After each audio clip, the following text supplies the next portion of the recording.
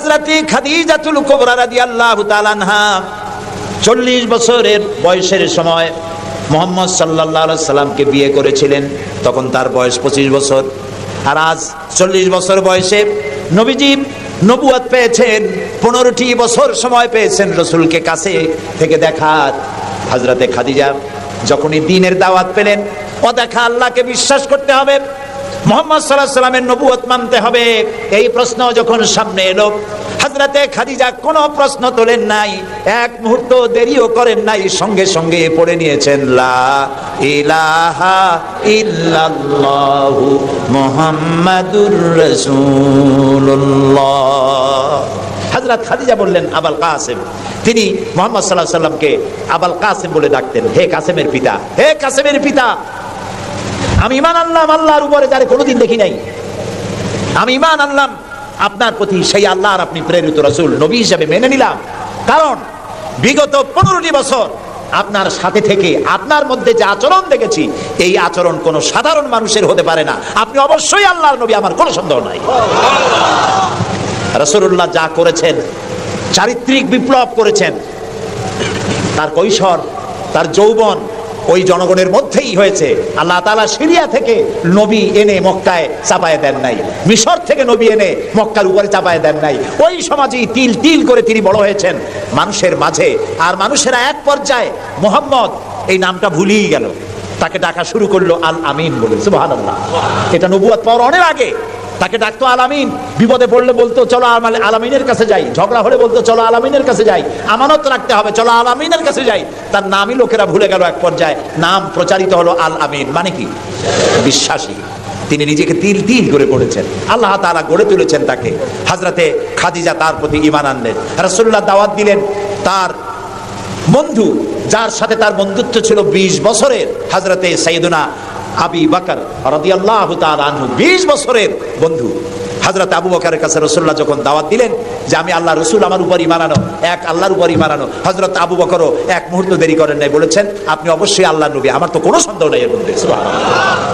রাসূল পাক সাল্লাল্লাহু আলাইহি সাল্লাম এই মক্কি জিন্দেগিতে মানুষদেরকে তৈরি করলেন আল্লাহর ইচ্ছা মাফিক। তিনি দাওয়াত দিলেন একটি, তিনি বললেন ইয়া আইয়ুহান নাস কুলু লা ইলাহা ইল্লাল্লাহ তুফলিহু, হে মানব সকল পড়ো তোমরা লা ইলাহা ইল্লাল্লাহ, জোরে পড়েন লা ইলাহা ইল্লাল্লাহ, লা ইলাহা ইল্লাল্লাহ। এই কথা ঘোষণা করে দাও, কোনো ইলাহ নাই, কোনো আইনদাতা নাই, বিধানদাতা নাই, শাসনকর্তা নাই, কেউ নাই ইল্লাল্লাহ, আল্লাহ ছাড়া। এই দাওয়াত যখন তিনি দিলেন, যেই সমাজের লোকেরা তাকে আলামিন বলতো, সেই লোকেরা ফুলের মালা নিয়ে দৌড়ে আসলো নাকি? তারা পাথর নিয়ে ছুটে এলো, কারণ তারা বুঝতো লা ইলাহা ইল্লাল্লাহর মানে কি। লা ইলাহা ইল্লাল্লাহর মানে শুধু কোনো ইলাহ নাই আল্লাহ ছাড়া, মুহাম্মদ সাল্লাল্লাহু আলাইহি ওয়াসাল্লাম আল্লাহর প্রেরিত রাসূল, এই কথাটুকু যদি শুধু হইতো তাহলে মার খাওয়া লাগতো না। রাসূলুল্লাহ মার খান নাই, মুসা আলাইহিস সালাম মার খান নাই, ইব্রাহিম আলাইহিস সালাম খান নাই, এমন কোন নবী নাই। 3 জন নবী ছাড়া, কয়জন নবী ছাড়া? 3 জন নবী ছাড়া মার খান নাই, দেশান্তরিত হন নাই, গালিগালাজ শোনেন নাই, ঠাট্টা বিদ্রুপ শোনেন নাই, এমন কোন নবী নাই। কয়জন নবী বাদে? 3 জন। একজনকে আদম আলাইহিস সালাম, সে সময় কোনো মানুষই নাই, কাজেই তারে বিরক্ত করবে কে? আর ছিলেন নূহ আলাইহিস সালাম, প্রথমে বাধা পাইলেন, পরে যখন বন্যা হয়ে গেল, সব যখন মরে গেল, তখন আর তারে বাধা দেওয়ার মতো কেউ ছিল না। আর একজন ছিলেন হযরত সুলাইমান আলাইহিস সালাম। হযরত সুলাইমানকে আল্লাহ সারা পৃথিবীর রাজত্ব তার হাতের মুঠায় দিয়ে দিয়েছিলেন, সেই জন্য তার বিরোধিতাকারী কেউ ছিল না। এই 3 জন বাদে ইয়া হাসরাতান আলাল ইবাদ, বান্দার উপর আফসোস, এমন একজন নবী রাসূল পাঠাই নাই যার সাথে সমকালীন যুগের লোকেরা ঠাট্টা করে নাই, বিদ্রুপ করে নাই, মারধর করে নাই, সবাই করেছে। কারণটা কি? কারণ কি? কারণ হলো লা ইলাহা ইল্লাল্লাহর মতো বিপ্লবাত্মক রিভলিউশন সৃষ্টিকারী কথা আকাশের নিচে জমিনের উপরে আর নাই। মানে কি? মানে হচ্ছে লা ইলাহা, কোন ইলাহা নাই, কোন আইনদাতা নাই, কোন বিধানদাতা নাই, কোন শাসনকর্তা নাই, কোন হায়াত আর মওতের মালিক কেউ নাই ইল্লাল্লাহ, আল্লাহ ছাড়া। এটি বিপ্লব সৃষ্টিকারী কথা। এই কথা যখন হযরত মুসা আলাইহিস সালাম বলেছিলেন ফেরাউনের সামনে, ফেরাউন তখন বলল মা আলিমতু লাকুম মিন ইলাহিন গায়রি, আমি তো জানি না যে আমি ছাড়া আরো কোনো ইলাহ আছে, তুমি এক নতুন দাওয়াত নিয়ে আসছো। আনা রাব্বুকুমুল আলা, আমি তো বড় খোদা, আমি তো বড় ইলাহ, আমি এই গত 6 তারিখে মিশর সফর করেছিলাম, আমার জীবনের প্রথম এই মিশর সফর। উদ্দেশ্য ছিল মুসা আলাইহিস সালামের দেশ দেখা, ফেরাউনের দেশ দেখা। সেখানে ফেরাউনকেও অবশেষে দেখে এলাম। ফেরাউন মরে গেছে, কিন্তু তার দেহটাকে আল্লাহ তাআলা রেখে দিয়েছেন। আল্লাহ তাআলা তারে বলেছিলেন যে জায়গায়, যে দরিয়ায় তাকে ডুবানো হয়েছে, সেই বাহার, সেই সমুদ্র দেখে এসেছি। যেখানে আল্লাহ তাআলা মুসা আলাইহিস সালামের সঙ্গে কথা বলেছেন, সেই জায়গাও যাওয়ার তৌফিক আল্লাহ তাআলা দিয়েছেন, সেই জায়গাও দেখে এসেছি। ফেরাউন, তাকে দেখার জন্য মিউজিয়ামের মধ্যে ঢুকলাম। 40 পাউন্ড মিশরীয় মুদ্রা, 40 পাউন্ড লাগলো। এরপরে ওর লাশ দেখার জন্য আরো 70 পাউন্ড লাগবে। পয়সা খরচ করে এই শয়তানটাকে দেখতে গেলাম। কারণ আল্লাহ তাআলা বলেছেন, কুল সিরু ফিল আরদ ফানজুরু কাইফা কানা আকিবাতুল মুকাদ্দিবিন। ঘুরে বেড়াও, আমার পৃথিবী ভ্রমণ করো। আল্লাহ তাআলা বলছেন, আমার পৃথিবী ভ্রমণ করো আর দেখো মহাসত্যের অস্বীকারীদের আমি কি পরিণতি করেছি, দেখে আসো। সুবহানাল্লাহ। আমি গিয়ে দেখলাম মিস্টার ফেরাউন শুয়ে আছে, গ্লাসের বক্সের মধ্যে, কাপড় দিয়ে জড়ানো, গর্দানটা এরকম চিকন, এতটা লম্বা গর্দান, মুখের মধ্যে দাঁত একটা আছে, হাতে এবং হাত পা বের করা, তাতে কিছু নকটক আছে এবং মাথায় কিছু চুলও আছে। কয়েক হাজার বছর আগের লাশ। সে যখন ডুবতেছিল তখন বলতেছিল, আমান্তু না না হ্যাঁ আমান্তু কামা আমানাত বিহি বানু ইসরাইল। আমি ঈমান আনলাম বনি ইসরাইলরা যার উপর ঈমান আনছে, আল্লাহর উপর ঈমান আনছে কিন্তু বললো না, বনি ইসরাইলরা যার উপরে ঈমান এনেছে তার উপরে ঈমান আনলাম। ওয়া আনা মিনাল মুসলিমিন। আল্লাহ, আমি তো একজন মুসলমান, আমার আবার উসুবাও কেন? আল্লাহ তাআলা বললেন, আল আন, এখন, ওয়াকাদ আসাইতা কাবলু ওয়া কুনতা মিনাল মুফসিদিন। অথচ তুমি বিদ্রোহ ঘোষণা করেছো আর তুমি সবথেকে বড় সন্ত্রাসী। ও বলছে আনা মিনাল মুসলিমিন, ও বলছে আনা মিনাল মুসলিমিন, আমি তো মুসলমানদের একজন। আল্লাহ কয় ওয়া কুনতা মিনাল মুফসিদিন, তুই তো সন্ত্রাসী, বিপর্যয় সৃষ্টিকারী। আমি তোরে আজ শুধু মারবই না, কে বলতেছেন? আমি তোরে শুধু মারবই না, আল ইয়াউমা নুনাজ্জিকা বিবাদানিক, আমি তোর দেহটাকে রক্ষা করব। পানিতে তুই পচবি না, মাটিতে পচবি না, পোকায় মাকড়ে তোরে খাবে না। আমি তোরে শুটকি বানায় রাখবো কিয়ামত পর্যন্ত। এই জন্য শুটকি বানায় রাখবো, পৃথিবীতে যত ফেরাউন তোর মতো পৃথিবীতে আসবে, তোরে দেখে যেন শিক্ষা গ্রহণ করতে পারে। আল্লাহ তাআলা ওরে শুটকি বানায় রাখছে। তারপরে দেখলাম বহায়রা কারুন। কারুন অস্বীকার করেছিল মুসা আলাইহিস সালামকে। তার বিশাল সম্পদ, 55,000 একর জমির উপরে ছিল তার বাড়িঘর আর সম্পদ, আহরিত সম্পদ। তার সিন্ধুকের চাবিগুলি বহন করত শত শত উটে। এখন চিন্তা করেন কত সম্পদের মালিক। মুসা আলাইহিস সালাম যখন তার কাছে যাকাতের দাবি করলেন, ঈমানের দাবি করলেন, তখন মুসা আলাইহিস সালামের উপরে বহতান, তাকে লাঞ্ছিত করলো, তাকে দুর্নাম অপবাদ দিল। মুসা আলাইহিস সালাম আল্লাহর কাছে গজব চাইলেন, আল্লাহ তাআলা তারে গজব দিলেন। 55,000 একর সম্পত্তি, বাড়িঘর, আর সে নিজে শুদ্ধ মাটির নিচে আল্লাহ গরক করে দিলেন। এখন বিরাট হ্রদে পরিণত হয়ে গেছে। তারপরে যখন আমি দাঁড়ালাম, দেখতে পেলাম সমুদ্রের মতো কোনো কুল কিনারা নাই, কোনো কুল কিনারা নাই। তার সম্পদ শুদ্ধ আল্লাহ তাআলা রেখেছেন। আল্লাহ তাআলা বলছেন, পৃথিবী ঘোরো আর দেখো মহাসত্যের অস্বীকারীদেরকে কি ধরনের শাস্তি দিয়েছি, দেখে আসো। সুবহানাল্লাহ। এই ফেরাউনের কাছে যখন মুসা আলাইহিস সালাম বললেন, ঈমান আনো আমার উপরে, আল্লাহর উপর ঈমান আনো, সে কয় মা আলিমতু লাকুম মিন ইলাহিন গায়রি, আমি তো জানি না আমি ছাড়া আরো কোন ইলাহ আছে, আমি তো ইলাহ। তুমি যদি আমাকে ছাড়া কাউকে ইলাহ মানো, লা আজআলান্নাকা মিনাল মাসজুনিন, আমি তোমাকে কারারুদ্ধ করে রাখবো। মুসা আলাইহিস সালাম কয়, তুই কারে জেলের ভয় দেখাও? আমি তো আল্লাহর পয়গম্বর, আমি তো তোমার জেলের পরোয়া করি না। সুবহানাল্লাহ ওয়া বিহামদিহি। মুসা আলাইহিস সালামকে কে পাঠাইছে ফেরাউনের কাছে? কে পাঠাইছেন? আল্লাহ তাআলা নিজে পাঠাইছেন। আল্লাহ তাআলা বলছেন, হে মুসা, আমি তোমাকে আমার জন্য বানাইছি। সুবহানাল্লাহ। ওয়া নাখতারতুকা ফাসতামি' লিমা ইউহা। এখন শোনো আমি তোমারে কি বলি। ইযহাব ইলা ফিরআউনা ইন্নাহু তাগা, ফিরআউনের কাছে যাও, সে সীমা লঙ্ঘন করেছে, তার কাছে দ্বীনের দাওয়াত দাও। মুসা আলাইহিস সালাম বলেন, আল্লাহ, আমি তো কথা বলতে কি একটু তোতলা ভাব, আমি তো কথা ভালো করে বলতে পারি না। রব্বিশরাহ লি সাদরি ওয়া ইয়াসসির লি আমরি ওয়াহলুল উকদাতাম মিন লিসানি ইয়াফকাহু কাওলি। আল্লাহ তাআলা আমার সিনাটারে খুলে দাও, আমার বক্তব্যকে স্পষ্ট করে দাও। আমি যা বলি তা যেন মানুষ বোঝে, সুযোগ করে দাও। হারুন আখিসদুদ বিহি আজরি ওয়া আশরিকুহু ফি আমরি, আর আমার ভাই হারুনকে আমার সহযোগী করে দাও। সুবহানাল্লাহ বিহামদিহি। তিনি আল্লাহর দাওয়াত দিলেন। এই দাওয়াত দিতে গিয়ে হযরত মুসা আক্রান্ত হয়েছেন, ইব্রাহিম আলাইহিস সালাম আক্রান্ত হয়েছেন, নবী করিম সাল্লাল্লাহু আলাইহি ওয়াসাল্লাম আক্রান্ত হয়েছেন। আবু জাহেল, আবু লাহাব, উতবা, শাইবা, মুগীরা সবাই মিলে বলেছে আবু তালেবের কাছে মুহাম্মদ সাল্লাল্লাহু আলাইহি ওয়াসাল্লামকে বলুন যেন লা ইলাহা ইল্লাল্লাহর দাওয়াতটা না দেয়।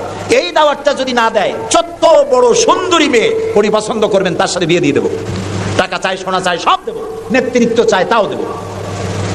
আল্লাহর নবীর কাছে এই প্রস্তাব যখন এলো, নবীজি বললেন আমার চাচা আপনি ওদেরকে শোনায় দেন, ওদের পক্ষে যেটা দেওয়া সম্ভব সেটা তো দেওয়া দূরের কথা, যেটা দেওয়া সম্ভব নয় তাও যদি ওরা আমাকে দিতে পারে, আকাশের সূর্যটা এনে যদি আমার ডান হাতে উঠায় দেয় আর আকাশের পূর্ণিমার চাঁদটা যদি আমার বাম হাতে উঠায় দেয়, এর বিনিময়ে আমি মুহাম্মদুর রাসূলুল্লাহ সাল্লাল্লাহু আলাইহি ওয়াসাল্লাম এক মুহূর্তের জন্য তাওহীদের দাওয়াতকে বন্ধ করে দেব না।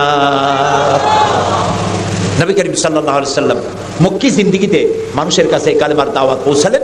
আর মূল লক্ষ্য হচ্ছে পৃথিবী কার? বলেন পৃথিবী কার? আইন চলবে কার? আল্লাহর। সেই আইন প্রতিষ্ঠা করার জন্য একা একা করা যাবে না, একটা জনগোষ্ঠী তৈরি করা দরকার, একটা দক্ষ জনশক্তি তৈরি করা দরকার যারা দেশ পরিচালনায় যোগ্য।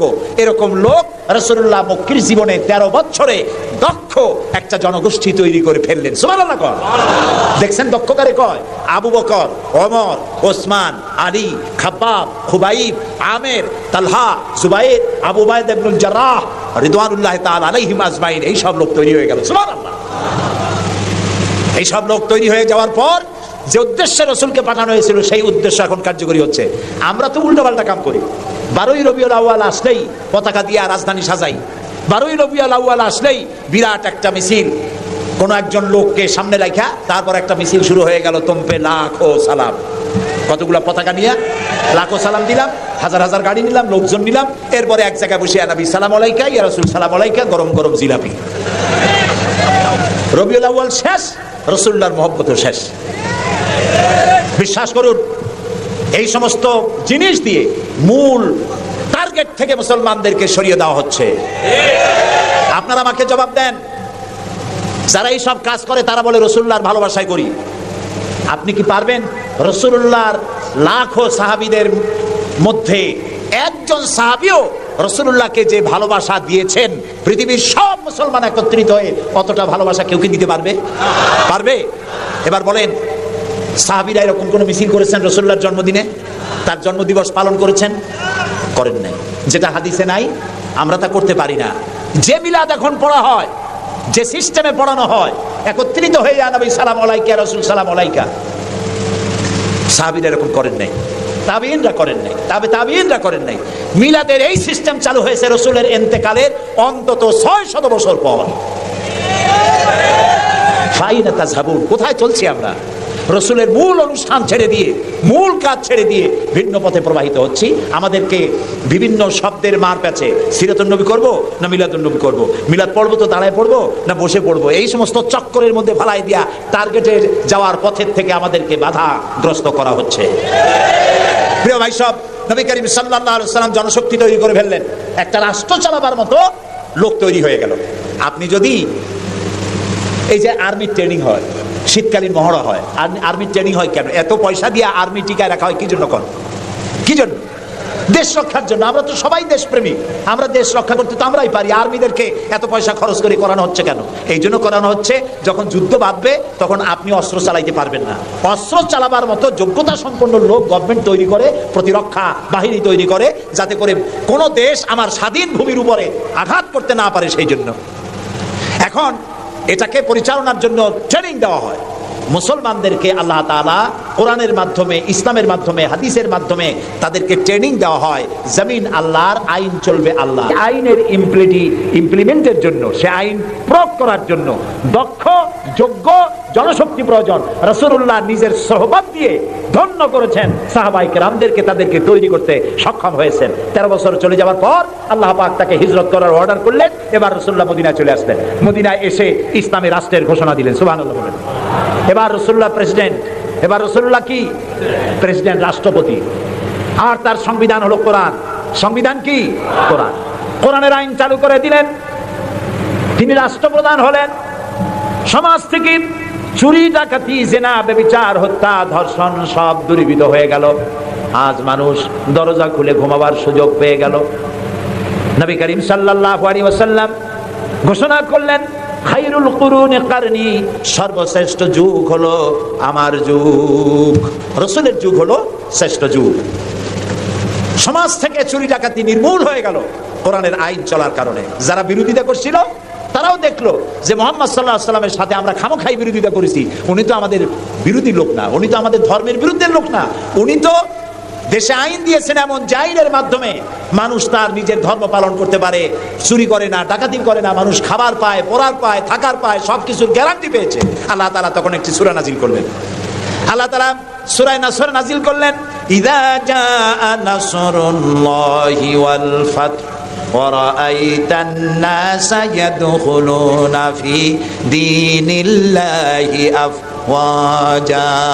আল্লাহ তাআলা বলেন, যখন আল্লাহর পক্ষ থেকে বিজয় আসবে, আল্লাহর সাহায্য যখন আসবে, তখন দেখতে পাবে দলে দলে লোকেরা ইসলামে প্রবেশ করছে। রাসূলুল্লাহর ইন্তেকালের সময় দেখা গেল আশেপাশে যত গোত্রে ছিল, এলাকা ছিল, সব পড়ে ফেলেছে লা ইলাহা ইল্লাল্লাহু মুহাম্মাদুর রাসূলুল্লাহ। কাফের বলতে আর কেউ ছিল না। শান্তি পেল, নিরাপত্তা পেল। ইসলাম শান্তি এবং নিরাপত্তা। এই শান্তি এবং নিরাপত্তার পথে মানুষ যাতে আর না আসতে পারে, সেই জন্য আজকের পৃথিবীর বৃহৎ শক্তি লেগেছে ইসলামকে ধ্বংস করার জন্য। আজ আমাদেরকে বলা হচ্ছে সন্ত্রাসী, মুসলমানদেরকে বলা হচ্ছে সন্ত্রাসী আর মৌলবাদ। আপনারা বলেন বাংলাদেশের মতো এত শান্তি আর কোথায় আছে বলেন? এই যে পয়লা বৈশাখ গেল, পয়লা বৈশাখী আনন্দ উদযাপন করার জন্য ঢাকা শহরে যা মানুষ নামলো, ইতিহাসে নাকি এত মানুষ কোনোদিন নামে নাই। পেটে বাচ্চা, কোলে বাচ্চা, ঘাড়ে বাচ্চা, এগুলো নিয়ে রাত 12টা 1টা পর্যন্ত রাস্তায় রাস্তায় হিন্দু মুসলমান দৌড়দৌড়ি করেছে। কোনো অশান্তি ছিল? এই প্রথমবারের মতো বাংলাদেশে গত 30 বছরের মধ্যে গত রমজানে রোজার পূজা একসাথে আসলো, ঠিক না? হিন্দুরা তাদের দুর্গা পূজা করতে পারছে? বলেন না পারছে কিনা? মুসলমানেরা রোজাও রাখতে পারছে, ওরা পূজাও করতে পেরেছে, ঠিক না ভাই? এবার বলেন, এই ফেনীতে আপনারা দুর্গা পূজার সময় কয়টা মূর্তির মাথা ভাঙছেন বলেন? ভাঙছেন? মন্দির ভেঙেছেন? কোন হিন্দু পিটাইয়া ভারতে পাঠাই দিয়েছেন? বাংলাদেশে সাম্প্রদায়িক সম্প্রীতি সব থেকে বেশি ভালো, আলহামদুলিল্লাহ। কিন্তু আমাদের দেশের চিহ্নিত একটি মহল দেশে বিদেশে অনবরত বাংলাদেশের বিরুদ্ধে বলে বেড়াচ্ছে এখানে সাম্প্রদায়িক সম্প্রীতি নাই, এখানে নাকি হিন্দুরা নিরাপত্তা বোধ করছে না, এখানে নাকি সন্ত্রাসের জ্বালা মানুষ অস্থির, আর সন্ত্রাস সব নাকি তৈরি হয় মাদ্রাসায়। এরা মাদ্রাসা বিরোধী, মাদ্রাসা ওদের সহ্য হয় না। প্রিয় ভাই সব, এটা এই জন্য আমাদেরকে যে কথার থেকে এই পর্যন্ত এসেছি, আমাদের বলা হচ্ছে সন্ত্রাসী, মৌলবাদী। বাংলাদেশে সন্ত্রাসী এটি একটি গল্প, আন্তর্জাতিক সন্ত্রাসের সাথে বাংলাদেশের কোনো সম্পর্ক নাই, আলহামদুলিল্লাহ। আমরা আমেরিকাকে বলতে চাই, অভিশপ্ত ইহুদিরা প্রত্যেক দিন প্যালেস্টাইনি মুসলমানদেরকে হত্যা করছে, এটা কি সন্ত্রাসী তৎপরতা নয়? ইহুদিরা প্রতিদিন তাদের বুলডোজার দিয়ে ফিলিস্তিনের মুসলমানদের বাড়ি ঘর বুলডোজার দিয়ে মাটির সাথে গুড়িয়ে দিচ্ছে, এটা কি সন্ত্রাসী তৎপরতা নয়? সেই অভিশপ্ত ইহুদি জাতির প্রধানমন্ত্রী শ্যারন, তারে বুশ বলছেন তিনি নাকি শান্তির পায়রা। তা আমি বলেছি, শ্যারন যদি হয় শান্তির পায়রা, তাহলে পৃথিবীতে অশান্তির শকুনের নাম কি?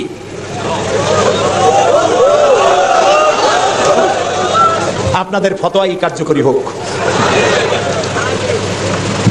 আল্লাহ আছেন, আল্লাহ আছেন।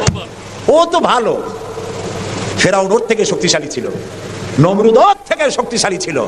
ফেরাউনের সুবাইয়া আল্লাহ শেষ করছে, নমরুদের জুতা দিয়ে পিটাই আল্লাহ বিদায় করে দিছে, ঠিক না? সেই আল্লাহ আছে কিনা? জোরে বলেন, আছে। তবে ওয়ামাকারু ওয়ামাকারাল্লাহ ওয়াল্লাহু খায়রুল মাকিরিন। আল্লাহর কৌশল, আল্লাহ সব থেকে বড় কৌশলী। ও বলতেছে মুসলমান শেষ করে দেবে, কলে কলে সব শেষ করবে, মুসলমান ইসলামের রাষ্ট্র শেষ করে দেবে। আল্লাহ তাআলা তার ঘরের মধ্যে মুসা আলাইহিস সালামের মারার চেষ্টা করছিল না ফেরাউন? একটা পুরুষও বাঁচতে দেবে না, সব মেয়ে লোক জিন্দা রাখবো, মেয়ে লোক সব মেরে ফেলবো, এরকম বলছিল না? সেই জায়গায় আল্লাহ মুসারে বানাইছেন কিনা? লালিত পালিত করছেন কোথায়? ফেরাউনের ঘরের মধ্যে। যে বুশ দুনিয়া থেকে ইসলাম আর মুসলিমদেরকে মিটাতে চান, সেই বুশের ঘরের মধ্যে আল্লাহ তাআলা ইসলাম ঢুকাই দিছে। উনি লাগছেন ইসলামরে শিকল কাটার জন্য, মেয়ে লোকরে মসজিদের ইমামতি করার জন্য। কারা কি করতেছে আমরা বুঝি, আমরা ভাত খাই। আমার জাতি মদ খাইয়া চোখ লাল করে না, আল্লাহর মেহেরবানি। তোমার জাতি করে। আমেরিকায় মেন্টাল হসপিটালে রুগী সব থেকে বেশি, পাগল বেশি দুনিয়ার সব জায়গায়। দুনিয়ার সবচাইতে বেশি পাগল কোন দেশে? আমেরিকায়। কারণ ওদের ব্রোকেন ফ্যামিলি, যৌথ পরিবার না। স্বামী স্ত্রী বিশ্বাস করে না, স্ত্রী স্বামীর বিশ্বাস করে না, বাপ ছেলের স্নেহ করে না, ছেলে মায়ের ভক্তি করে না। অশান্তির জ্বালায় মাথার চুল চতুর্দিক দিয়ে কাটিয়া মাথার উপরে তালপট্টির দ্বীপ বানায় রাখে। কেউ বা মাথার চুল ছোট ছোট করে কাটিয়া পিছনের দিকে বাসার নাম্বার, মোবাইল নাম্বার লিখে রাখে। আমি দেখে কইছি, শয়তানে যদি দেখে, শয়তান খালি কানবে আর বলবে যে আমি শয়তান হয়েছিলাম কি কাজে। এইটা তো খারাপ শয়তান। শান্তি নাই, অশান্তির দাবানল জ্বলছে গোটা আমেরিকা জুড়ে। ওরা মুসলমানদের ঐতিহ্য ধ্বংস করার জন্য একটা কোথার থেকে শয়তান মহিলা এনে মসজিদের ইমামতি করেছে। আর ওর পেছনে যারা নামাজ পড়ছে সেগুলো সব বেনামাজি, কোনো নামাজি না। আর যিনি ইমামতি করেছেন পত্রিকা এসেছে তার নাকি স্বামী ছাড়াই একটা বাচ্চাও হয়েছে। এই হলো ইমাম। যে জাতের ইমাম সেই জাতের মুয়াজ্জিন, সেই জাতের মুক্তাদি। প্রিয় ভাই সব, 9/11-এর পরে ওই জাতির মধ্যে চিন্তা হয়েছিল যে মুসলমানেরা নাকি বোমা মারে সব জায়গায়। পত্রপত্রিকা আসছে মুসলমানরা বোমা মারছে। তো মুসলমানরা এই আধুনিক বোমা বানাবার শক্তি পায় কোথায়? নিশ্চয়ই কোরআন শরীফ আছে। এই কোরআন শরীফ পড়া শুরু করলো। কোরআন শরীফ পড়িয়া তারা দেখতে পেল যে এর মধ্যে তো বোমা বানাবার কথা নাই, বরং সন্ত্রাসের বিরুদ্ধে বক্তব্য আছে। সন্ত্রাসীদের কি শাস্তি হবে তাও সূরা মায়েদার মধ্যে আল্লাহ বলে দিয়েছেন। এখন কোরআন শরীফ পড়ে পড়ে অবস্থা এই হয়েছে, প্রত্যেক বছর আমেরিকায় 20 থেকে 25 হাজার আমেরিকান সাদা খ্রিস্টান ইসলাম কবুল করে মুসলমান হয়ে যাচ্ছে। ঠেকাইতে পারবে না ইসলামকে। ইসলাম হলো সূর্যের মতো, এদিক দিয়ে ডুবে দেখা যায় পশ্চিম দিক দিয়ে ডুবে গেছে, আর বুঝি উঠবে না। সকালবেলা দেখে পূব দিক দিয়ে কি হয়েছে? উদিত হয়ে গেছে। আবার ওদিকে ডুবলো, এদিক দিয়ে উঠলো। ইসলামও এইরকম। মনে হয় ইরাকে ইসলাম শেষ, আফগানে শেষ হয়ে গেল, আল্লাহ তাআলা আবার ফিলিস্তিন দিয়ে উঠায় দেবে, বাংলাদেশ দিয়ে উঠায় দেবে, কাশ্মীর থেকে উঠায় দেবে। ইসলাম রে নিবাইতে পারবে না। ইউরিদুনা লিইউতফিউ নূরাল্লাহি বিআফওয়াহিহিম আল্লাহু মুতিম্মু নূরিহি। মুখের ফু দিয়ে ইসলামকে নিবানো যাবে না। এটা কার? ইসলাম কার? আল্লাহ তাআলার। সেই জন্য আমরা চাই ইসলামকে মানুষকে বুঝায়া, মানুষকে আস্তে আস্তে ইসলামের দিকে নিয়ে আসা। আল্লাহ তাআলা আমাদেরকে সেই তৌফিক দান করুন, আমরা বলি আমিন। আমার জন্য যদি কোনো বুলেট এর উপরে আমার নাম লেখা থাকে, পৃথিবীর সমস্ত মানুষ আমাকে পাহারা দিয়ে সেই বুলেট থেকে আমাকে রক্ষা করতে পারবে না। আর যদি কোনো বুলেটে আমার নাম লেখা না থাকে, সারা পৃথিবীর সমস্ত মানুষ বৃষ্টির মতো গুলি বর্ষণ করলেও একটি গুলিও আমাকে বিদ্ধ করতে পারবে না। এটার নাম হলো ঈমান। এটার নাম কি? এই ঈমান পেলাম কোথায়? কোথায় পেলাম? কোরআন শরীফে। কোথায় পেয়েছি? আল্লাহ রাব্বুল আলামিন বলেন, ওয়ামা হুম বিদাররিনা বিহি মিন আহাদিন ইল্লা বিইজনিল্লাহ। একথা সুস্পষ্ট। আল্লাহর অনুমতি ব্যতিরেকে বান্দার কোনো ক্ষতি সাধন কেউ করতে পারে না। জোরে বলেন সুবহানাল্লাহ। কেউ কারো কোনো ক্ষতি করতে পারবে না। যেটা ক্ষতি যদি কিছু থাকে কিসমতে, ওটা তো মুকদ্দার ছিল, তকদির ছিল, সেটাই হবে, এর বাইরে কিছুই হবে না। সুতরাং মুমিন ব্যক্তি সে সাহসী হবে। সে কখনো চিন্তা করবে না মৃত্যুর ভয়ের। উদ্দেশ্য হাসিলের জন্য হয় শরীরের পতন, না হয় মন্ত্রের সাধন। Do or die. সে আল্লাহর জন্য তার জীবন দিতে প্রস্তুত থাকবে। কারণ আল্লাহ রাব্বুল আলামিন বলেছেন, ইন্নাল্লাহা আশতারা মিনাল মুমিনিনা আনফুসাহুম ওয়া আমওয়ালাহুম বিআন্না লাহুমুল জান্নাহ। আল্লাহ পাক বলেন, আমি আমার মুমিনের জান আর মালকে আমি খরিদ করে নিয়েছি, বিনিময়ে আমার বান্দাকে আমার জান্নাত দান করে দিয়েছি। জোরে কোন সুবহানাল্লাহ। মুমিনের জান আর মালকে নিয়েছেন, বিনিময়ে কি দিবেন? জান্নাত দান করে দিবেন। এটা হলো মুমিনদের আল্লাহর প্রতি ঈমান আনার জন্য 3 নম্বরের কোয়ালিটি। 4 নম্বরে আল্লাহর উপর ঈমান আনলে 4 নম্বরের যে ফায়দাটা, সে ফায়দা হচ্ছে আশাবাদ এবং মানসিক প্রশান্তি। আল্লাহর প্রতি একটা নির্ভরতা এবং আশার সৃষ্টি হয়ে যায়। সে কখনো নিরাশ হয় না। কারণ একটা মানুষ পাপ করলো, চুরি করেছে, ডাকাতি করেছে, জেনা করেছে, হত্যা করেছে, শয়তানি করেছে, বদমাশি করেছে, সব করেছে। এখন শয়তান তাকে ওয়াসওয়াসা দিতে পারে। সেই জন্য আল্লাহ রাব্বুল আলামিন বলেছেন, লা তাকনাতু মির রাহমাতিল্লাহ। বান্দারে আমার রহমত থেকে নিরাশ হয়ে যেও না। আল্লাহর রহমত। বান্দা তোমার গুনাহ কতটুকু? তোমার গুনাহ যদি হয় পাহাড় সমান, আমার রহমত আকাশ সমান, তোমার গুনাহ যদি হয়ে যায় আকাশ সমান, তাহলে আমার রহমত আমার আরশে আজিমকে ছাড়াই গেছে। সুবহানাল্লাহ, সুবহানাল্লাহ বলুন। সুতরাং মুমিন বান্দার এই আশা থাকে। গুনাহ মানুষে করি, গুনাহ করা স্বাভাবিক। আল্লাহ পাক বলেছেন যে ব্যক্তি গুনাহ করে আর এরপরে আমার কাছে মাফ চায়, আমি তাকে ক্ষমা করে দেই, মাফ করে দিই। সুবহানাল্লাহ। সুতরাং ইমানদার লোকদের আশা হয়, দুরারোগ্য ব্যাধি তাকে ধরেছে, সে হতাশ হবে না, মরে যাওয়ার জন্য প্রতীক্ষায় সে সময় গুনবে না, বরং তার মনের মধ্যে আশার সঞ্চার হবে, আমার রোগ আল্লাহ ভালো করে দিতে পারেন না? আমাদের জাতির পিতা কি নাম কি? হযরত ইব্রাহিম আলাইহিস সালাম। কোরআন শরীফের ভিতরে তার কথা আল্লাহ পাক কোট করে দিয়েছেন। আমাদের জাতির পিতা হযরত ইব্রাহিম আলাইহিস সালাম বলেছেন, আল্লাযী খালাকানি ফাহুয়া ইয়াহদিন। আল্লাহ তিনি আমাকে সৃষ্টি করেছেন, তিনি আমাকে রাস্তা দেখান। ওয়াল্লাযী হুয়া ইউতঈমুনি ওয়া ইয়াসকিন। আর আমি যখন ক্ষুধার্ত হই তিনি আমাকে খাওয়ান, যখন তৃষ্ণার্ত হই তিনি আমাকে পান করান। ওয়া ইযা মারিদতু ফাহুয়া ইয়াশফিন। আর যখন আমি অসুস্থ হই, রোগাক্রান্ত হই, আল্লাহ রাব্বুল আলামিন তখন আমাকে রোগমুক্ত করে দেন। সুবহানাল্লাহ। আমার রাসূল বলেন কে রোগ মুক্ত করেন? সুতরাং দীর্ঘস্থায়ী কোনো রোগ হয়েছে, মুমিন হতাশ হবে না, মুমিন হতাশ হবে না। হতাশ হয় কেবলমাত্র কাফের। হতাশ হয় কে? মুমিন কখনো হতাশ হয় না। হতাশ হয় ইমানের পরিপন্থী কাজ। আল্লাহ পাক বলেছেন লা তাকনাতু মির রাহমাতিল্লাহ, আমার রহমত থেকে মায়ুস হয়ো না। দেখেন হযরত আইয়ুব আলাইহিস সালামের কত বড় রোগ হয়েছে, শরীর পোকায় ধরেছে, জর্জরিত হয়েছে, দুর্গন্ধ হয়েছে, গ্রামের লোকেরা তাকে বের করে দিয়েছে, স্ত্রী পুত্র পরিজন সব চলে গিয়েছে। এমনকি জিহ্বায় যখন পোকা ধরল, হযরত আইয়ুব আলাইহিস সালাম আল্লাহ রাব্বুল আলামিনের দরবারে ফরিয়াদ করলেন, আন্নী মাসসানিয়াদ দুররু ওয়া আনতা আরহামুর রাহিমিন। আয় আল্লাহ, আমি অসুস্থ হয়ে পড়েছি, আমি রোগাক্রান্ত হয়েছি, আর তোমার নাম রহমান রহিম, তুমি আমাকে রোগ মুক্ত করো। হযরত আইয়ুব আলাইহিস সালাম আল্লাহর দরবারে ফরিয়াদ করলেন, রব্বুল আলামিন সারা শরীরে পোকায় জর্জরিত হয়ে গেছে, এখন আমার জিহ্বায় পোকা ধরেছে, মাবুদ গো আমি তোমার কাছে ফরিয়াদ করি আমার জিহ্বায় পোকা দিও না, কারণ জিহ্বাটাও যদি নষ্ট হয়ে যায় তাহলে তোমার মতো আল্লাহর জিকির আমি কি দিয়া করব।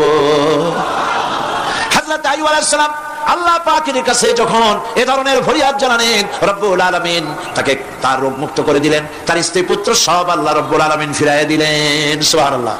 সুতরাং মুমিন ব্যক্তি, কোরআন শরীফে সব আছে, কোরআনের মতো শ্রেষ্ঠ ওয়াজের কিতাব পৃথিবীতে আর শুধু বোঝার দরকার।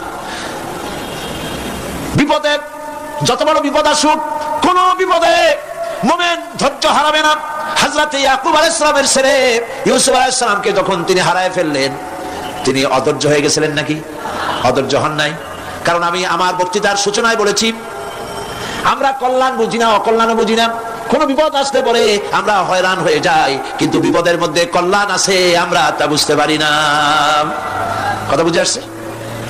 হযরত ইউসুফ আলাইহিস সালামকে কুয়ার ভিতরে ফেলে দেওয়া হলো। 11 ভাই মনে করেছে কুয়ার ভিতরে ফেলে দিয়া ইউসুফ আলাইহিস সালামকে মেরে ফেললাম, কিন্তু তারা বোঝে নাই আসল কামটা কি হয়েছে। এটা তো কুয়া নয়, এটা একটা টানেল, এটা একটা সুড়ঙ্গ। একদিকে কেনান হলো তার এক মুখ, ওই সুড়ঙ্গের এক মুখ হলো কেনানের। কেনান ইউসুফ আলাইহিস সালামকে ফেলে দেওয়া হলো কুয়ার ভিতরে মারার জন্য, কিন্তু আল্লাহ পাকের ইচ্ছা ইউসুফ আলাইহিস সালাম মরবে না। এই টানেলের অপর প্রান্ত মিশরের সিংহাসনের টানেলের এপার দিয়া ইউসুফ আলাইহিস সালামকে ঢুকালেন, অপর প্রান্তে মিশরের সিংহাসনে ইউসুফকে আল্লাহ বসায়া দিলেন। হযরত ইয়াকুব ছেলের জন্য অধৈর্য হলেন না। যখন তিনি খবর পেলেন ছেলে বাঘে খেয়ে ফেলেছে, তিনি তখন বলেছেন, ফাসাবরুন জামিলুন আসাল্লাহু আইয়াতিয়ানি বিহিম জামিআ ইন্নাহু হুয়াল আলিমুল হাকীম। ফাসাবরুন জামিল, আমি উত্তম ভাবে ধৈর্য ধারণ করলাম, এবং আমি বিশ্বাস করি আল্লাহ রাব্বুল আলামিন আমার হারানো সবকিছু আমাকে ফিরিয়ে দিবেন। বহু বছর পর যখন হযরত ইউসুফ আলাইহিস সালাম প্রেসিডেন্ট হয়েছেন মিশরের, 11 ভাই গেল সেখানে সাহায্য আনার জন্য। সেই ঘটনা তো শোনাবো না, এমনি বলে যাচ্ছি। এরপরে তিনি তাদেরকে পরিচয় দিলেন, ওরা ভয় পেয়ে গেল। তিনি বললেন, ভয়ের কোনো কারণ নাই, লা তাসরিবা আলাইকুমুল ইয়াউম, আজকে আমি কোনো প্রতিশোধ তোমাদের নেব না। সুবহানাল্লাহ। এর নাম পয়গম্বর, এর নাম কি? আল্লাহর নবী। আমি আজকে কোনো প্রতিশোধ তোমাদের নেব না, তোমরা যাও। পিতার অবস্থা তিনি জানলেন, কাঁদতে কাঁদতে পিতার চোখ দুটো নষ্ট হয়ে গেছে। ইয়াকুব আলাইহিস সালাম, হযরত ইউসুফ আলাইহিস সালাম বললেন, যাও নিজের জামাটা খুললেন, গায়ের জামা খুলে বললেন, ভাইরা আমার এই জামা নিয়ে যাও, আর আমার আব্বার চোখের উপরে এই জামাটা রেখে দিও। ছেলেরা যখন হযরত ইউসুফ আলাইহিস সালামের জামা নিয়ে মিশর থেকে রওনা করেছে, গল্প নয়, উপন্যাস নয়, আল্লাহ পাক এই কোরআন শরীফের সূরা ইউসুফে বলেছেন, জামা নিয়ে মিশর থেকে রওনা করেছেন। কোথায় মিশর আর কোথায় কেনান? কেনানে বসে হযরত ইয়াকুব আলাইহিস সালাম বলছেন, তোমরা যদি আমাকে মতিভ্রম পাগল যদি মনে না করো, তাহলে একটা কথা বলি, আমার নাকে এখন আমি ইউসুফের গন্ধ পেতেছি। তোমরা যদি আমাকে মতিভ্রম না করো, তাহলে আমি বলি আমি কিন্তু ইউসুফের গন্ধ পেতেছি। সুবহানাল্লাহ। হযরত ইউসুফ আলাইহিস সালামের জামা এনে ভাইরা যখন হযরত ইউসুফের চোখের উপরে রেখে দিলেন, হযরত ইয়াকুবের দুটো চোখ সাথে সাথে আল্লাহ ভালো করে দিলেন। ফাসবরুন জামিল, ধৈর্য ধরো। ঈমানদার ব্যক্তি আশার উপরে তার জীবন বাঁচে, কারণ যত বড় বিপদ আসুক না কেন, আশ্রয় পাওয়ার একটা জায়গা আছে, তার নাম হলো আল্লাহ। নাম কি? বলেন আল্লাহ। সবাই বলেন আল্লাহ, আল্লাহ, আল্লাহ, আল্লাহ। হযরত ইউনূস আলাইহিস সালাম মাছটাকে গিলে ফেলে দিল, মাছটাকে গিলে মাটির অতল তলদেশে চলে গেছে। এত বড় বিপদ পৃথিবীর কোন মানুষের হতে পারে নাকি? বলেন, কি বলেন? মাছের পেটের ভিতরে জানালা নাই, দরজা নাই, বেরোবার কোনো পথ নাই, মাছ গেছে পানির অতল তলদেশ। আল্লাহ পাক কোরআন শরীফের ভিতরে মানুষকে শোনান, আল্লাহ ওয়াজ করছেন। সুবহানাল্লাহ বলেন। আল্লাহ পৃথিবীর মানুষকে ওয়াজ করছেন, দুনিয়ার মানুষকে শোনান। আমার ইউনূস তো ধৈর্য হারা হয় নাই। ওয়াযান্নুন ইয যাহাবা মুগাদিবান ফাযান্না আন লান নাকদিরা আলাইহি ফানাদা ফিয যুলুমাতি আন লা ইলাহা ইল্লা আনতা সুবহানাকা ইন্নী কুনতু মিনাজ জালিমিন। ফানাদা ফিয যুলুমাত, জামায়ে কাসির, ত্রিবিধ অন্ধকারের ভেতর থেকে হযরত ইউনূস আলাইহিস সালাম চিৎকার মারলেন। মাছের পেটের অন্ধকার, পানির অন্ধকার, রাতের অন্ধকার, ত্রিবিধ অন্ধকারের ভেতর দিয়ে মাছের পেটের মধ্য দিয়ে ইউনূস আলাইহিস সালাম চিৎকার মারলেন। অধৈর্য হন নাই, হার্ট ফেল করেন নাই। তিনি বলছেন, পড়েন আমার সাথে, লা ইলাহা ইল্লা আনতা সুবহানাকা ইন্নী কুনতু মিনাজ জালিমিন। তুমি ছাড়া কোনো ইলাহ নাই, কোনো বস্তু নাই, মাবুদ নাই, তোমার পবিত্রতা ঘোষণা করছি, আমি জালিমদের অন্তর্ভুক্ত হয়ে গেছি। ইউনূস আলাইহিস সালাম যখন কাঁদতেছিলেন, আল্লাহ রাব্বুল আলামিন সেই কান্না শুনেছিলেন কিনা? বলেন, শুনছিলেন কিনা? শুনতে পেয়েছিলেন কিনা? পানির ভিতরে কেউ শুনে নাই, মাছের পেটের ভিতরে ইউনূস আলাইহিস সালাম কিভাবে চিৎকার করছেন, মাছের পেটের ভিতরের আওয়াজ পানির ভিতরে কেউ শুনে নাই, জমিনের কেউ শুনে নাই, অন্তরিক্ষে কেউ শুনে নাই, সাত আকাশের ভিতরে কেউ শুনে নাই, কিন্তু আরশে আজিমের মালিক আল্লাহ রাব্বুল আলামিন শুনতে পেয়েছেন। সঙ্গে সঙ্গে রাব্বুল আলামিন জবাব দিলেন, ফাস্তাজাবনা লাহু ওয়া নাজ্জাইনাহু মিনাল গাম্মি ওয়া কাযালিকা নুনজিল মুমিনিন। পড়েন, ফাস্তাজাবনা লাহু ওয়া নাজ্জাইনাহু মিনাল গাম্মি ওয়া কাযালিকা নুনজিল মুমিনিন। আমি ইউনূসের ডাকের জবাব দিলাম। কে বলতেছেন? বড় করে বলেন, কে বলছেন? আল্লাহ। সুবহানাল্লাহ। আপনারা কি ভয় পাইছেন? ভয় পেয়েছে মুসলমান? আল্লাহ রাব্বুল আলামিন বলেন, আমি আমার ইউনূসের ডাকের জবাব দিলাম। শুধু জবাব দেই নাই, আমি ইউনূসকে তার মাছের পেটের ভিতর থেকে বাঁচাই দিলাম। মাছের পেটের মধ্যে বেদনা শুরু হয়ে গেল, এমন বেদনা হয়েছে মাছ এখন বমি না করে পারে না। কথা বুঝতে পেরেছেন? মাছ এখন বমি না করে পারে না, পানির উপরে মাছ ভেসে উঠল। আল্লাহ কোরআন শরীফের ভিতরে বলছেন, মাছ সাতরায়া কিনারায় চলে গেল, ইউনূস আলাইহিস সালামকে বমি করে ফেলে দিল। ইউনূস আলাইহিস সালাম বেঁচে গেলেন। আল্লাহ পাক বলেন, শুধু ইউনূসকে বাঁচাইলাম না, বরং আমি সকলের জন্য আশার বাণী শোনাই। শোনো মুমিনেরা, ওয়া কাযালিকা নুনজিল মুমিনিন। মুমিন বান্দা যারা, যত বড় বিপদ আসুক আমারে ডাকো, আমি বিপদ দিয়ে বাঁচাই দেব। সুবহানাল্লাহ। বিপদ থেকে আমি বাঁচাই দেব। আল্লাহ পাক বলেছেন, ফাইন্না মাআল উসরি ইউসরান, ইন্না মাআল উসরি ইউসরা। জেনে রাখো, দুঃখ এবং কষ্টের পরে রয়েছে সুযোগ সুবিধা, আর অসচ্ছলতার সাথে রয়েছে উদার সচ্ছলতা। যত বড় বিপদ আসছে, এই বিপদের পরেই আল্লাহ পাক তার গোলামদের উপরে রহমত নাজিল করবেন ইনশাআল্লাহ। সুতরাং ইমানদার লোকেরা, তাদেরকে আল্লাহ পাক বলছেন কোনো ভয় নাই, কোনো চিন্তা নাই, যত বড় বিপদে পড়ো আমারে ডাকো, আমি ডাকের সাড়া দিয়ে দেব।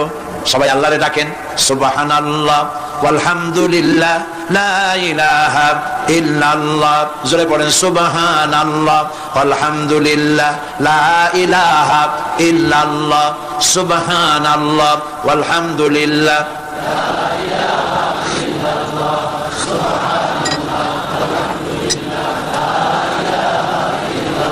লা ইলাহা ইল্লাল্লাহু মুহাম্মাদুর রাসূলুল্লাহ। আল্লাহর উপর ঈমান আনলে যত ফায়দা হয়, এত ফায়দা দুনিয়ায় কোথাও নাই। সুবহানাল্লাহ। আল্লাহর উপর ঈমান আনার ৫ম নম্বরের ফায়দা কয়টা বলছি? 5টা বলছি। আপনাদের অসুবিধা হচ্ছে নাকি? তাড়াতাড়ি শেষ করতেছি। 6টা বলবো, 6টা বলবো, এ হলো ৫ম নম্বর। তারপর আমরা দোয়া করব। দোয়ার দরকার আছে কিনা এই সময়? ৫ম নম্বরে আল্লাহর উপরে ঈমান আনলে পরে আরেকটি বড় ফায়দা, সেটা হলো কঠিন এবং কঠোর বিপদে আল্লাহ পাক তার মধ্যে অবিচলতার এবং ধৈর্য ধরার তৌফিক দিয়ে দেন। সুবহানাল্লাহ। যত বড় বিপদ আসুক, সেই বিপদে মুসিবতে আল্লাহ পাক মুমিনদেরকে আল্লাহর উপরে নির্ভরতা শিখায় দেন। সুবহানাল্লাহ। কারণ মুমিনদের জানা আছে যে ঈমানদারদের বিপদ নতুন কিছু নয়, একেবারে আদম আলাইহিস সালাম থেকে শুরু হয়ে আসছে, ঠিক কিনা?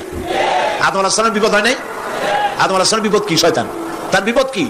শয়তান ছিল বিপদ। প্রত্যেক নবীর সময়ই মানুষের নবীদের কষ্ট দিয়েছে, তাই নাই?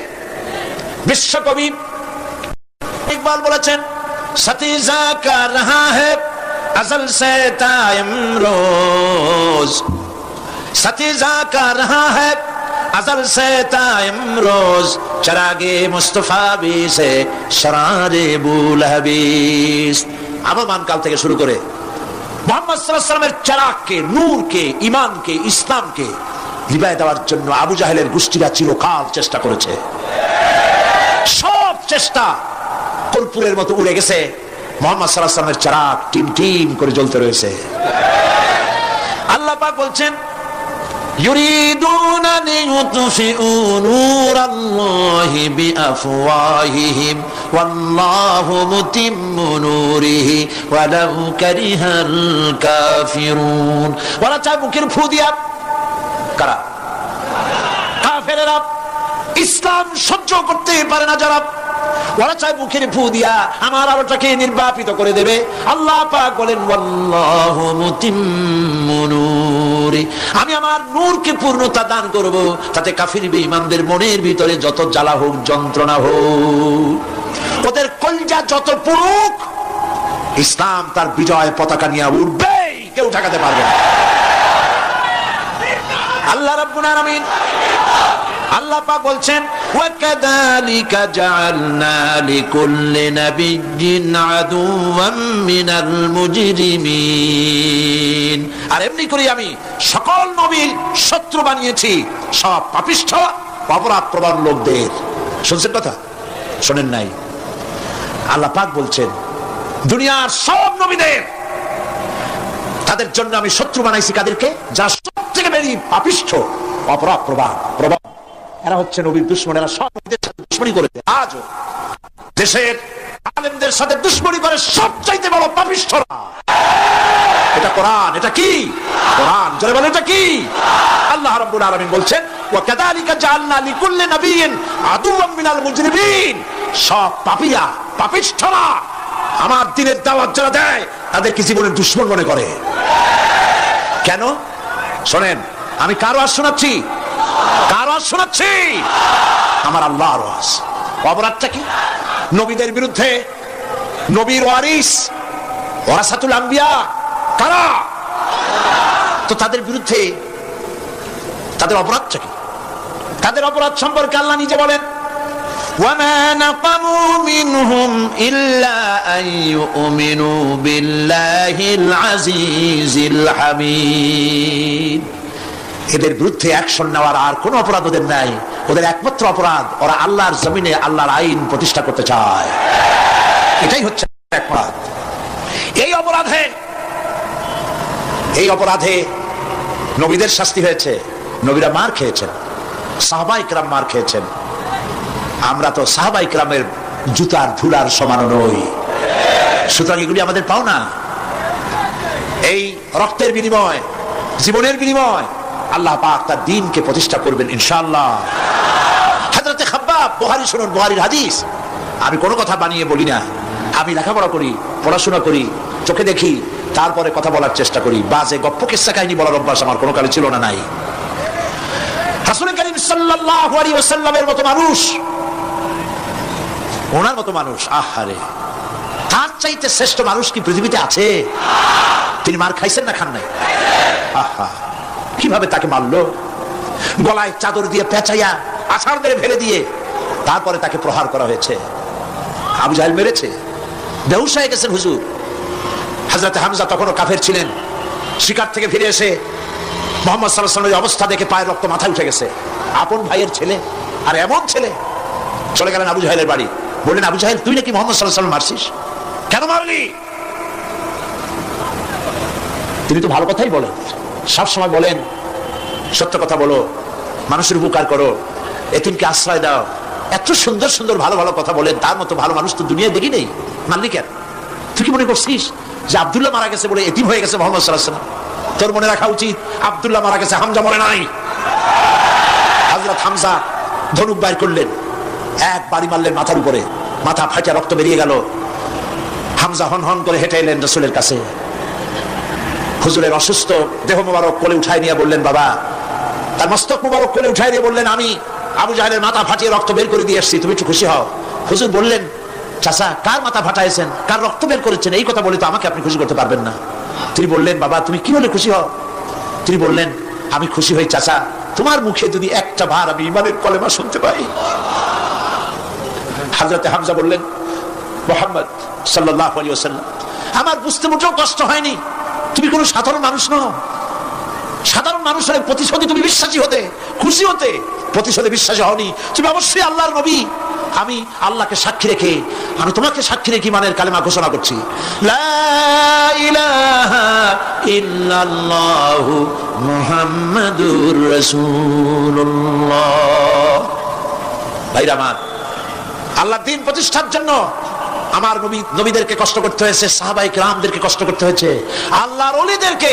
ইমাম আবু হানিফা রাহমাতুল্লাহ আলাইহিকে 8 বছর জেলের মধ্যে রাখা হয়েছিল। ইমাম আহমদ বিন হাম্বলকে চাবুক মেরে মেরে গায়ের গোশত আর চামড়া তুলে ফেলে দেওয়া হয়েছিল। তারপরেও তা বাতিলের সামনে মাথা নত করে নাই। এর নাম হচ্ছে ইসলাম। এর নাম কি? বুখারীর হাদিস, হযরত খাব্বাব বিন আরিত রাদিয়াল্লাহু তাআলা আনহু। বুখারীতে হাদিসটা ভাবে এসেছে, ওয়ান খাব্বাব বিন আরিত রাদিয়াল্লাহু তাআলা আনহু আন্নাহু قال قال شكونا الى رسول الله صلى الله عليه وسلم وهو متوسد بردة له في ظل الكعبة। তিনি বললেন, আমরা রাসূলের কাছে গেলাম, যাই দেখি রাসূল করিম সাল্লাল্লাহু আলাইহি ওয়াসাল্লাম কাবা শরীফের ছায়ায় আরাম ফরমাচ্ছেন। আমরা কাছে গিয়ে বললাম, আলা তাস্তানসিরু লানা আলা তাদউ লানা ইয়া রাসূলুল্লাহ, হে রাসূল, আপনি কি আমাদের জন্য দোয়া করবেন না? আমরা তো মার খেতে খেতে শেষ হয়ে গেলাম। আমাদের খাব্বাবকে, খুবাইবকে, আম্মারকে, সুমাইয়াকে মেরে শেষ করে দিল। ওরা আমাদেরকে না খাওয়ায় রাখে, সারা রাত খেতে দেয় না, ঘুমাতে দেয় না। তারা আমাদের বেলালকে মেরে মেরে রক্তাক্ত করে উত্তপ্ত মরুভূমির উপরে চিৎ করে শোয়ায়, বুকের উপরে পাথর চাপা দিয়ে রেখেছে। ওরা সাহাবায়ে কেরামদেরকে মারতেছে, না খাওয়ায় রাখতেছে। হুজুর, আপনি কি আল্লাহর কাছে দোয়া করবেন না? এখনো কি দোয়ার সময় আসে নাই? হাদিস শরীফ এসেছে, হুজুর সাল্লাল্লাহু আলাইহি ওয়াসাল্লাম উঠে বসলেন, বললেন, ও খাব্বাব, তোমাদের আগে এই পৃথিবীতে যারা দ্বীনের দাওয়াত নিয়ে এসেছিলেন, সমকালীন রাষ্ট্র শক্তি তাদেরকে ধরতো, ফায়ুহাজুর রাজুলু ফায়ুহফারু লাহু ফিল আরদ, তাদেরকে ধরে তাদের জন্য কবর খনন করা হতো জীবিত মানুষের জন্য। ফায়ুদআলু ফিহা, এরপরে সেই গর্তের ভিতরে তার কোমর পর্যন্ত গেড়ে দেওয়া হতো। সুম্মা ইউতা বিল মানশার, এরপরে করাত আনা হতো। ফায়ুদাউ আলা রাসিহি, এরপরে সেই করাত তার মাথার উপরে রাখা হতো। ফায়ুজআলু নিসফাইন, করাত দিয়ে ঘষে ঘষে ছিঁড়ে ছিঁড়ে জীবিত মানুষকে দ্বিখণ্ডিত করে ফেলে দেওয়া হতো। মা ইয়াসুদ্দুহু যালিকা আন দীনিহি, এত কষ্ট দেওয়ার পর আল্লাহর গোলামদেরকে এক চুল জায়গা দ্বীন থেকে সরায় দেওয়া যায় নাই। ওয়াল্লাহি ওয়াল্লাহি, ও খাব্বাব, আমি আল্লাহর নামে কসম করি, লাইতামান্নাল্লাহু হাযাল আমরা হাত্তা ইয়াসিরু রাকিবু মিন সানআ ইলা হাদরামাউত। আমি আমার আল্লাহর নামে কসম করি। কে কসম করছেন? সুবহানাল্লাহ বলবেন না? রাসূলুল্লাহ কসম করছেন, আমি কসম করি আল্লাহর, সেদিন বেশি দূরে নয় যেদিন ইয়েমেনের রাজধানী সানা থেকে শুরু করে হাজরামাউত পর্যন্ত হাজার হাজার মাইল সওদাগরেরা তাদের পণ্য নিয়ে, মহিলারা তাদের সৌন্দর্যের পসরা নিয়ে একাকিনী অথবা দলবদ্ধভাবে যাতায়াত করবে মরুভূমির উপর দিয়ে। লা ইয়াখাফু ইল্লাল্লাহ, আল্লাহ ছাড়া তাদের অন্তঃকরণে কোনো ভয় থাকবে না। ওয়ালাকিন্নাকুম তাস্তাজিলুন, তোমরা বড্ড তাড়াহুড়ো করছো, অপেক্ষা করো, সেরকম সময় আসবে। রাসূল করিম সাল্লাল্লাহু আলাইহি সাল্লাম সেরকমের সময় দিতে পেরেছিলেন নাকি পারেন নাই? পেরেছিলেন কিনা? সেজন্য রক্ত দিতে হয়েছে, সেজন্য মার খেতে হয়েছে, সেজন্য জেলে যেতে হয়েছে। রাসূল করিম সাল্লাল্লাহু আলাইহি সাল্লামকে, জেল তো নতুন কিছু নয়। ইউসুফ আলাইহিস সালাম জেলে থাকেন নাই? জেলে থাকেন নাই? ঠিক আছে, রাসূল করিম সাল্লাল্লাহু আলাইহি সাল্লাম জেলে ছিলেন না? সেই জেল এরকমের দেওয়ালে ঘেরা জেল নয়, পাহাড়ে ঘেরা, চতুর্দিক থেকে পাহাড়ে ঘেরা শিয়াবে আবি তালেব 3 বছর। কতদিন? টানা 3 বছর রাসূল, তার সাহাবী, তাদের স্ত্রীরা, বাচ্চা বাচ্চা ছেলেবেলেরা 3 বছরের মধ্যে সরকার ঘোষণা করেছে এদের সঙ্গে কথা বলবে না, বাজার ঘাটে যেতে পারবে না, কেনাবেচা করতে পারবে না, সামাজিক বয়কট, সামাজিকভাবে বয়কট করে রেখেছে।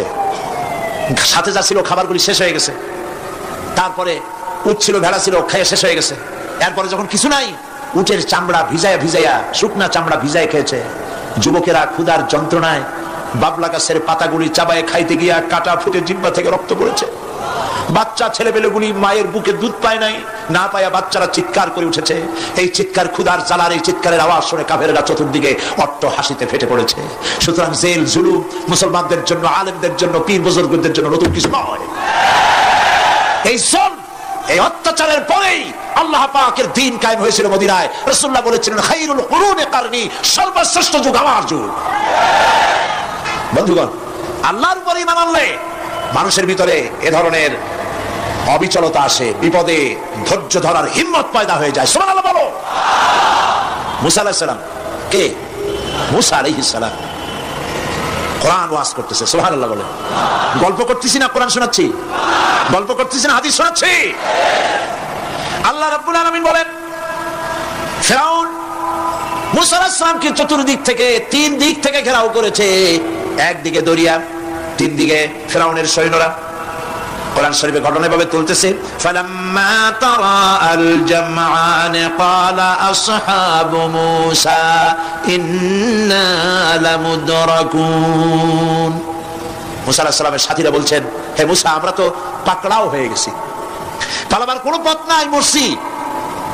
মুসা আলাইহিস সালাম ভয় পাইছিলেন নাকি? ঈমান কারে বলে? হযরত মুসা আলাইহিস সালাম বললেন, কাল্লা ইন্না মা'য়া রাব্বি সায়াহদিন।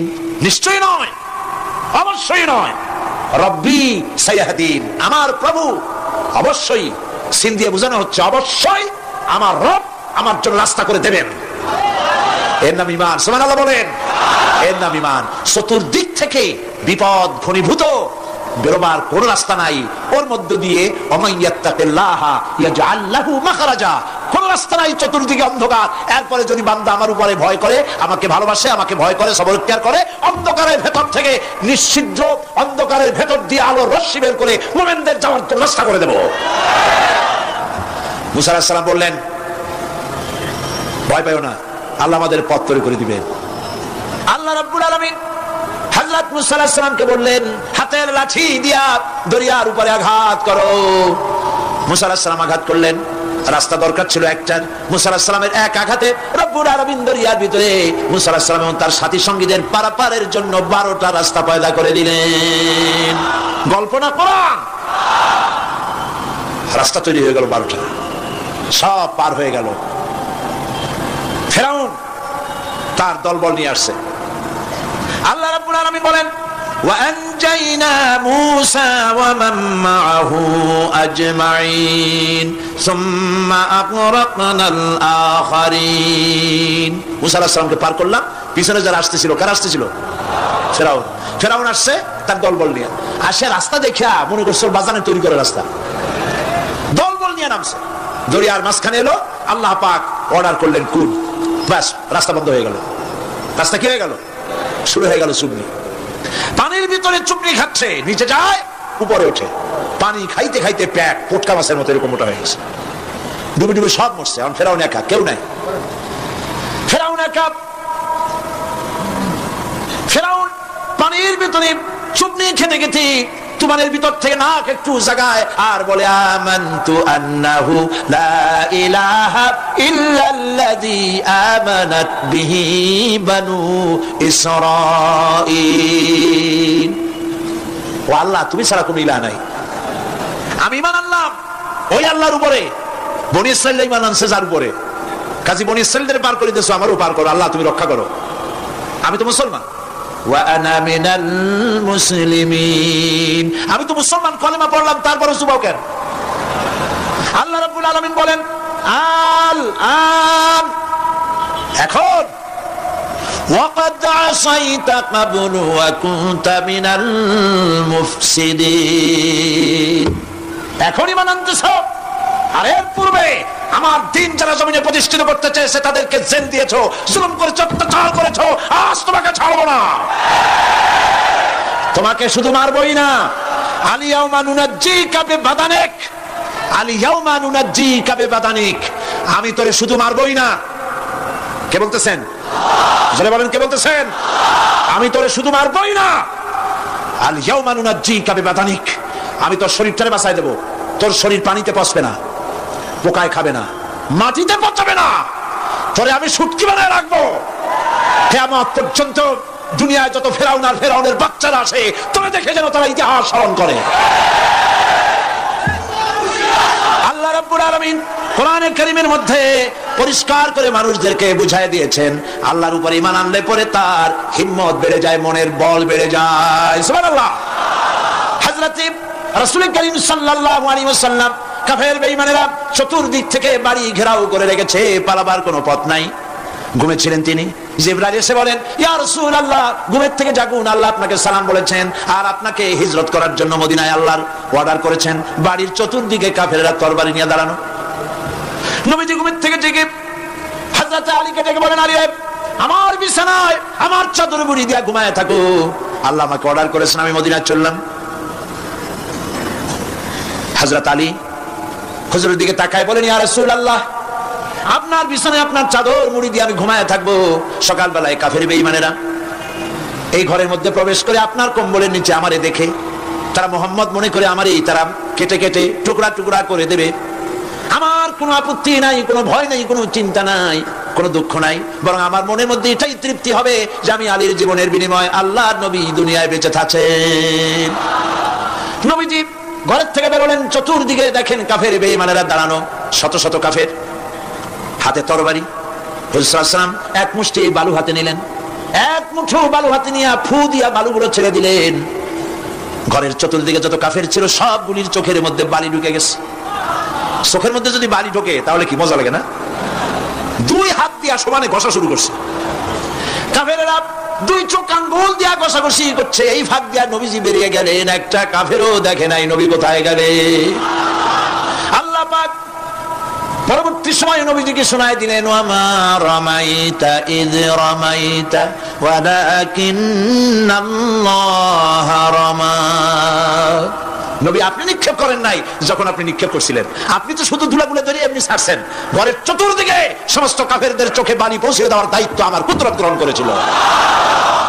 নবীজি হযরত আবু বকরের বাড়িতে এলেন, দরজায় দাঁড়িয়ে নক করেছেন, ভেতর থেকে আওয়াজ এলো। হুজুর বললেন ইয়া আবু বকর। হযরত আবু বকর পিছন থেকে দরজার মধ্য থেকে ঘরের মধ্য থেকে জবাব দিলেন লাব্বাইকা ওয়া সাদাইকা ইয়া রাসূলুল্লাহ। হুজুর প্রশ্ন করলেন আবু বকর, গভীর রাত্রে জিবরাইল আমারে ঘুম থেকে জাগাইলো, তোমারে জাগাইলো কে? এক ডাকে উঠলা কেমনে? হযরত আবু বকর বলেন ইয়া রাসূলুল্লাহ, আপনি আমারে নিয়ে হিজরত করবেন বলেছিলেন, আমি চিন্তা করেছি না জানি কত রাত্রে নবীজি আসেন, আর আমার দরজায় দাঁড়ায়া নবীজি আমারে ডাকবেন, আমি থাকবো শুয়া, বেয়াদবি হয়ে যাবে। এই জন্য বিছানায় না ঘুমায়া আপনার পবিত্র জবানের ডাক শোনার জন্য এত রাত ধরে এই দরজার সঙ্গে দাঁড়ায়া দাঁড়ায়া ঘুমাইতেছিলাম। নবীজি হযরত আবু বকর রাদিয়াল্লাহু তাআলা আনহুকে সঙ্গে করে নিয়া মদিনার পথ পরিহার করে মেসফালার মধ্যে দিয়ে যারা হজে গেছেন দেখে আসছেন, মেসফালা জাবালে কেদোয়া, মেসফালার উপর দিয়া জাবালে কেদোয়ার উপর দিয়া আরো একটা পাহাড় পাড়ি দিয়া জাবালে সুরে চলে গেলেন। সন্ধ্যা হয়ে গেল, ফজর হয়ে কি বলেন, ফজরের রক্ত হয়ে গেল। হযরত আবু বকর বলেন, ইয়া রাসূলুল্লাহ, পালাবার উপায় নাই, ধরা পড়ে যাবো, তাড়াতাড়ি চলেন গুহার মধ্যে ঢুকি। তবে পাহাড়ে গুহা, সাপ থাকতে পারে, বিচ্ছু থাকতে পারে, আমি আগে ঢুকি, কোনো বিপদ হয় আমার উপরে হয়ে যাক, আল্লাহর নবী সুস্থ থাকুন। হযরত আবু বকর কি মহব্বত, নিজের জীবনের চাইতে রাসূলের মহব্বত বেশি, সুবহানাল্লাহ। এই জন্য নবীজি বলেছেন, ও আমার সাহাবীরা, तमाम পৃথিবীর সমস্ত মুমিনের ঈমান যদি এক পাল্লায় রাখা হয় আর একা আবু বকরের ঈমানটা যদি আরেক পাল্লায় রাখা হয়, তোমরা দেখতে পাবে तमाम পৃথিবীর মুমিনের ঈমানের তুলনায় একা আবু বকরের ঈমানের পাল্লাটা ভারী হয়ে গেছে। হযরত আবু বকর গুহা সাফ করে হুজুরকে ডাকলেন। হুজুর ভিতরে ঢুকলেন, বলেন, আবু বকর, সারা রাতের একটা বিরাট অংশ হাঁটছি, পাহাড় বেয়েছি, কষ্ট হয়েছে, তুমি একটু বসো, তোমার উরুর উপরে মাথা রেখে আমি একটু ঘুমায় যাই।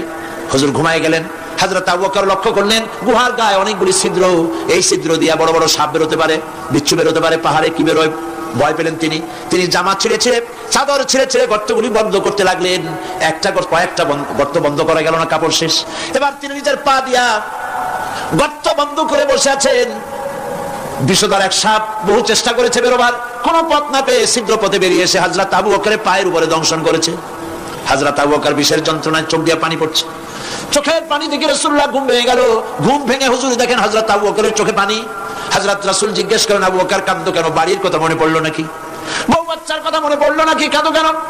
হযরত আবু বকর বলেন, ইয়া রাসূলুল্লাহ, যেই দিন কালেমা পড়ে ঈমান এনেছি সেদিন থেকে আমার জীবন, আমার স্ত্রী পুত্র পরিজনের চাইতে, আমার জীবনের চাইতে আপনাকে বেশি ভালোবাসি। হুজুর বলেন, কাঁদো কেন? হযরত আবু বকর সাপের দংশনের কথা বললেন, যন্ত্রণায় কাঁদতেছি। হুজুর মুখ থেকে একটুখানি থুতু মোবারক বার করে দংশিত জায়গায় লাগাই দিলেন, যন্ত্রণা বন্ধ হয়ে গেল। হযরত রাসূল বলেন, আবু বকর, যখনই দংশন করেছিল আমার উঠাও নাই কেন? তোমারটা তো কষ্ট করা লাগতো না। হযরত আবু বকর বলেন, ইয়া রাসূলুল্লাহ, সাপের বিষের দংশনের যন্ত্রণায় কষ্ট করেছি, আমার কলিজাটা যদি জ্বলে পুড়ে জর্জরিত হয়ে যেত, রাসূলুল্লাহ আরাম ফরমাচ্ছিলেন, আমি সেই আরামে বিঘ্ন ঘটাতে পারতাম না। ইত্তাবসারে কাফির বেঈমানেরা খুঁজতে খুঁজতে বুখারী শরীফের হাদিসে এসেছে, ওই গুহার কাছে এসে গেছে। এখন কেউ বলে একজন বলে এরই মধ্যে আছে, আর একজন বলে নাই। একজন বলে যদি থাকতো তাহলে উপরে মাকড়াসার জাল কেমনে, কবুতরের ডিম পাড়িয়ে সেখানে বসে আছে কেমনে, একজন বলে আছে, আর একজন বলে নাই। হযরত আবু বকর বলেন, হুজুর ভয় পেয়ে গেছি, আমরা তো ধরা পড়ে যাব। হযরত আবু বকর রীতিমতো ভয়তে কেঁদে ফেলে দিলেন। আল্লাহর নবী হযরত আবু বকরকে এই বিরাট বিপদের মধ্যে, এমন গুহা, বসলে পরে মাথা দেখা যায়, শুয়ে হাঁটু উঁচু করলে হাঁটু দেখা যায়, স্বল্প পরিসর, অগভীর ছোট্ট গুহা, আমরা ধরা পড়ে গেছি, উপায় নাই। আল্লাহর নবী হযরত আবু বকরকে কি বলি সান্ত্বনা দিয়েছিলেন, কোরআন শরীফে আল্লাহ পাক তা উঠায় দিয়েছেন। ইযহুমা ফিল গার ইয ইয়াকুলু লিসাহিবিহি লা তাহজান ইন্নাল্লাহা মা'না। ও আমার সাথী, ভয় পেও না, আমরা মাইনরিটি নই, আমরাই মেজরিটি, কারণ আল্লাহ রাব্বুল আলামিন আমাদের সাথে আছেন। রব্বানা তাকাব্বাল মিন্না ইন্নাকা আনতাস সামিউল আলিম ওয়া তুব আলাইনা ইন্নাকা আনতাত তাওয়াবুর রহিম। সুবহানা রাব্বিকা রাব্বিল ইজ্জাতি আম্মা ইয়াসিফুন ওয়া সালামুন আলাল মুরসালিন ওয়াল হামদুলিল্লাহি রাব্বিল আলামিন। ওয়াজআল আখিরা কালিমাতিনা ইনদাল মাউত লা ইলাহা ইল্লাল্লাহু মুহাম্মাদুর রাসূলুল্লাহ। আসসালামু আলাইকুম ওয়া রাহমাতুল্লাহ।